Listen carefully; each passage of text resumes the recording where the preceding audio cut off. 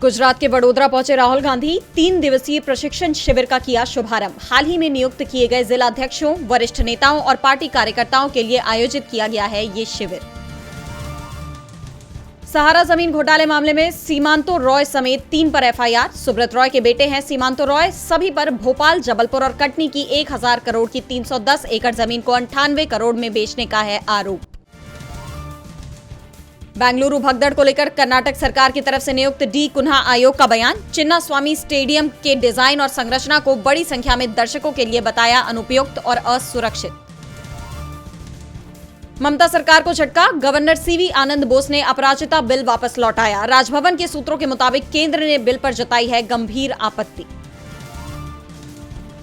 झालावाड़ में स्कूल की छत गिरने का मामला। राहुल गांधी ने सरकार पर उठाए सवाल। पूछा, क्या सरकार के लिए इन बहुजन छात्रों की जान की कोई कीमत नहीं?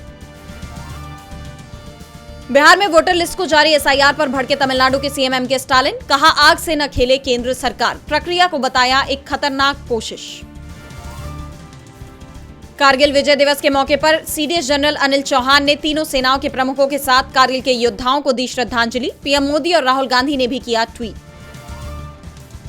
एयर इंडिया हादसे के बाद सरकार सख्त। टाटा ग्रुप के चेयरमैन एन चंद्रशेखरन की केंद्रीय उड्डयन मंत्री राम मोहन नायडू से हुई मुलाकात। विमानों की सुरक्षा के मुद्दे पर हुआ मंथन। मुंबई एयरपोर्ट को मिली बम से उड़ाने की धमकी। पुलिस कंट्रोल रूम को आए 3 कॉल। तलाश में कुछ भी संदिग्ध नहीं हुआ बरामद। जम्मू कश्मीर के कई इलाकों में महसूस किए गए भूकंप के झटके। डोडा में था भूकंप का केंद्र। 4.1 मापी गई तीव्रता। किसी के हताहत होने की खबर नहीं।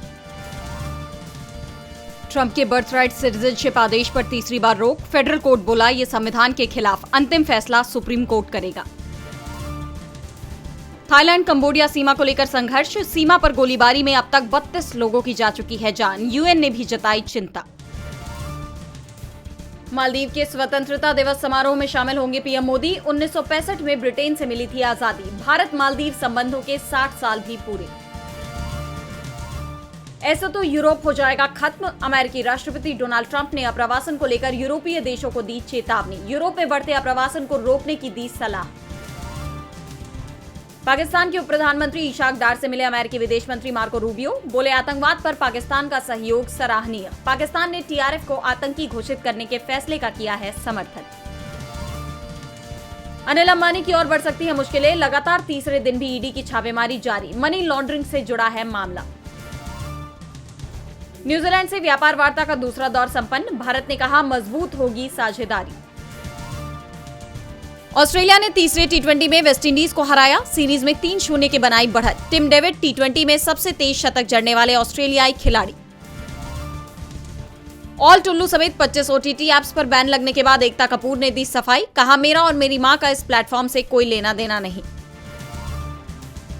फिल्म सो लॉन्ग वैली की स्क्रीनिंग पर हुआ तमाशा। अभिनेत्री रुचि गुज्जर ने डायरेक्टर मान सिंह को चप्पलों से पीटा। निर्माता पर लगाए धोखाधड़ी के आरोप।